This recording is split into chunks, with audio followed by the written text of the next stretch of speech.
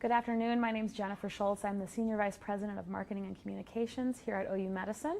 We are here for another Oklahoma Health News powered by OU Medicine today on Facebook Live. And with me, very excited to introduce Dr. Douglas Drevets.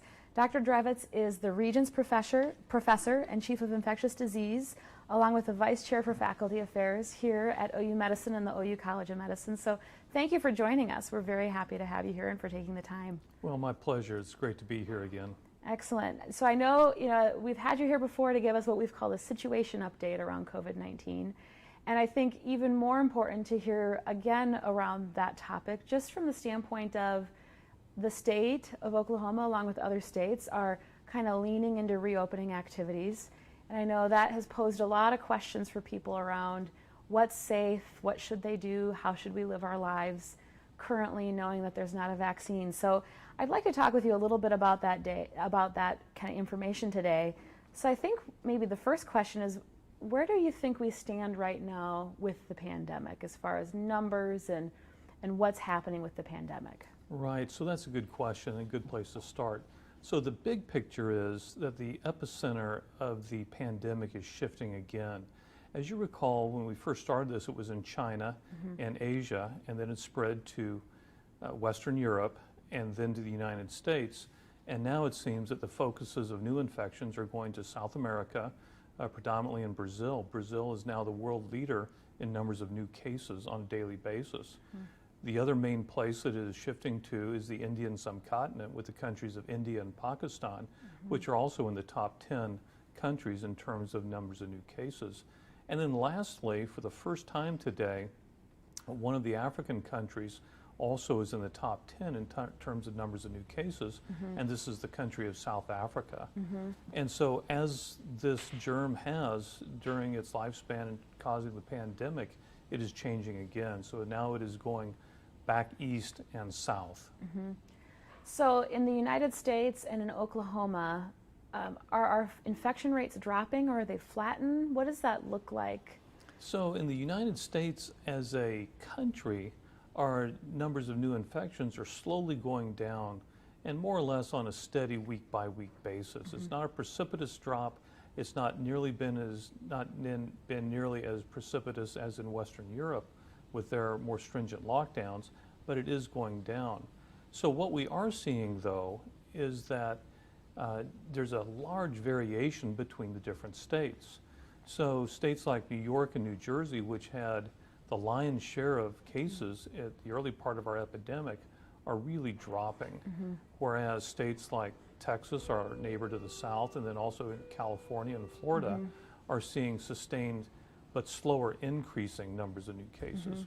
In Oklahoma, we've been relatively level in terms of our numbers of new cases, and that's in part due to ongoing transmission, but we are also just testing a lot more people than we were a month ago. And testing a lot more people than we were a month ago, how does that help with us getting back to maybe what we would call a new normal in Oklahoma? So it helps in a couple of ways. First of all, it gives public health authorities a better picture of where infection and where transmission is going on.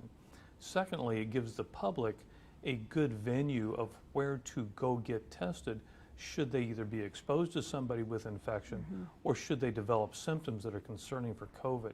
You know, back in March and early April, we were limited in our testing capabilities, and it was hard to do more than a few hundred tests a day. Now we're doing thousands of tests a day, and so you can go get tested and get the results back in a timely fashion. So part of how that infection rate lowers when there is testing is that if I might have lighter symptoms of COVID, maybe it feels like I have a slight cough and a little bit of a fever, I can find out quicker and understand that as opposed to not having access to a test. And then if I am positive, I can isolate. Is that kind of what's happening, do you think, where there's more testing but the infection rate's lower? Well, I hope that's what's happening. You know, if you develop symptoms consistent with COVID and are concerned enough to go get tested, you should isolate from that point and then not wait until you get your test back. Some of the tests have relatively rapid turnaround, perhaps even same day. Others may take several days. It depends on where you get tested. But if you're sick enough to go get tested, you should isolate yourself from that point.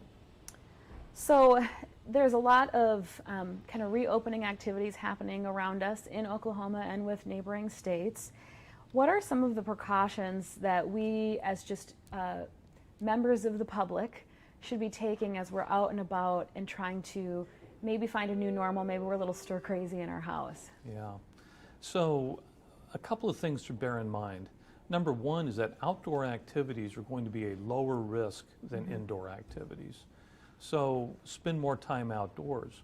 Realize that when you get together with people, even if you're outdoors, if you're in close proximity to them, that you do need to wear a mask. And so there's going to be no substitute for masking.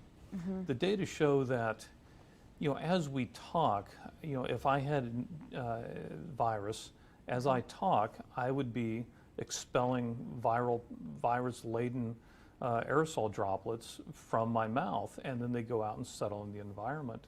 If I'm coughing, those droplets can go maybe 12, maybe 18 feet, as opposed to if I'm talking, they go maybe 3 feet. So we're learning a lot more about sort of those fluid dynamics in the air, and that's why it's important to mask. So you protect others around you in case you have it and you don't know it, and then you're also protected from others who may have it, but they may not know it.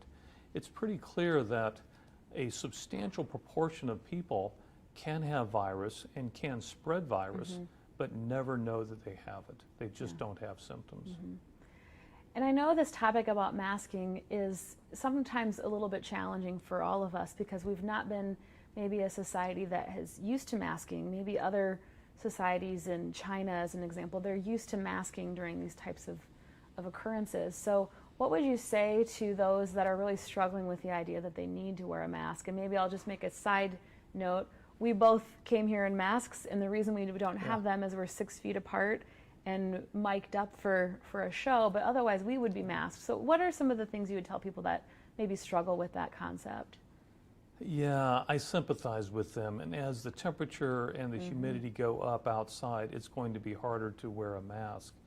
That said, if you don't want to wear a mask and you're in a high-risk category, you are taking a risk, and maybe you should think about, well, do I have my will in place?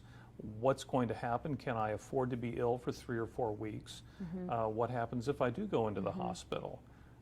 So think downstream. Think about what could happen to yourself. Think about what could happen to those you love and those that you're around.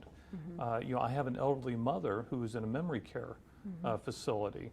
I have to think about what would happen to her if somebody did not mask around her.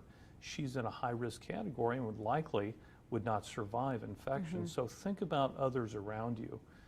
This is a time where, instead of being focused on ourselves and how uncomfortable we are, you really need to think about what can we do to help other people through this. Yeah. I think that's a really great point, and one of the things that I have noticed on our campus, we have universal masking on the OU Medicine campus, and so you'll see people in masks, but we have been doing a lot of Zoom calls as well, so you see people in their office on Zoom where they're not wearing a mask. Just recently we had Dr. Sanders and Chuck Spicer here, the provost of the Health Sciences Center and the CEO of the hospitals at OU Medicine, and they showed up in masks and only took them off for the interview, and they left in masks. And I thought that was a really great demonstration of how important masking is that leaders are masking. And so I think we strive to do that every day. I know on our campus, if you don't have a mask, you certainly would be able to ask and receive one as well. So I think it's probably an important message for all of us. But when I'm out and about in the community and I see people in masks, that just kind of brings a smile to my face, because it actually is really about the people around you, even more so than yourself, it seems like. That's right. A lot of this is setting an example, even if you're in a low-risk setting. And one of the things that I see where is sort of like this is when you see a family out bicycling, often you'll see the children in helmets, but the dad is not in helmet. And this is a time for dad to really set the tone for the family and wear a mask, because if the children get COVID, they are likely to not particularly get ill, but dad could get seriously ill, and then what would happen to his family? Yeah, I think that's a really great point. One of the things that I think everybody's questioning and in some ways bracing for is this conversation that's been going on nationally and a little bit in Oklahoma as well around the potential of a second surge of COVID cases in the fall. Do you think that that is, as you look at the data, do you think there's a likelihood of that, or is it still kind of time will tell? Well, obviously it's hard to make predictions, especially about the future. More than likely, I think we will have a second wave of COVID infections. And I'll have to preface my comments by saying, obviously this is a new virus and it will behave how it chooses to behave and may make fools out of all of us. Our best data for what's going to happen with this virus happened back in 2009 with the swine flu variant of influenza. It was a mutation that arose sometime around late April, and it was different enough that most people were not immune to it or didn't have partial immunity to it, and so it was highly contagious. And what was interesting about this outbreak was that it happened at the end of flu season, but percolated, and there were focal outbreaks in the U.S. throughout the summer, and including in Oklahoma, which is not normal for flu. And then in late September, after kids got back to school and after universities came back, then we had a major outbreak of influenza in the community. And that's also what happened nationally. I think that's the best model for what might happen with COVID-19. Of course, time will indeed tell, and we're sort of making this up as we go along, but influenza is another respiratory virus. It's an RNA virus. Transmissions are very similar, and so it's a good bet that COVID-19 may behave in a similar fashion. Yeah. So I think thinking about that, you know, one of the things that I've had to come to terms with even personally is that there's a shift in the way in which we live and our, not just our habits, but there's a new normal. And I'd love to talk with you a little bit about that, because if we're thinking about easing back into a new life as we know it, where restaurant experience is different, grocery shopping's different, concert venues and what have you, knowing that that's potential in the fall, what are some of the things that we can be thinking about around quarantine, interfacing with grandmas and grandpas eventually, or, you know, hoping to aunts and uncles? You know, a lot of families have been quarantined in their family unit. What does that look like long term? What are some of the ways in which you can move forward while still remaining cautious? Wow, that's a hard question. So some of the things you can do is just accept the fact that a lot of times you're going to need to wear a mask, and get creative in looking for masks that you really like to wear. Sort of like developing your own logo of sorts, and in a sense make it a signature. Obviously continue to hand wash. Look for alternative venues to get together. Spend more time outside. The risk of transmission outdoors is much lower than the risk of transmission indoors. So if possible, spend time together with people outdoors, again, trying to maintain some kind of a proper distance. If you're looking for a place to go out to eat, perhaps you can find a place where they have outdoor dining. Again, outdoor activity is lower risk than indoor activity. Get together with friends outdoors. You know, now that we're getting into summer in Oklahoma, and yesterday the heat index was over 100, it's going to be hot to enjoy a cup of coffee outdoors, but maybe you can enjoy a cup of cold coffee or cold brew. So think of new ways to do things, and just take it with an adventurer spirit and a pioneer spirit, and say, well, we're in a new thing together, and let's do what we can to make it good. Yeah, I like that. It makes me think a little bit about summer vacation, and everybody's used to maybe heading somewhere, even if it's just to go camping for a while. Do you think that how should we think about planning a summer vacation during this time? Oh, jeepers. That's another tough question. So, a couple of things. Obviously, the less time you spend on mass transportation, again, you're lowering risk. So I guess I should preface it by saying, don't necessarily think about it in terms of a safe versus not safe. I just don't think that's a constructive way to think. Think about it in terms of lowering risk and what you can do to mitigate a high-risk situation and turn it into a low-risk situation. For example, if a typical summer vacation for you looked like flying to Miami and getting on a cruise for the Caribbean cruise, well, those are two high-risk activities, flying and then getting into the cruise ship. Of course, the cruise ship would be even a much more high-risk activity than flying, but flying also includes walking through an airport, standing in lines, going through TSA and all that. So maybe you want to drive to Colorado and go hiking and backpacking by yourself or with a few other people. Obviously, you shouldn't backpack in the backcountry by yourself, but you know, think about something different. So again, think about it in terms of risk and avoiding public transportation.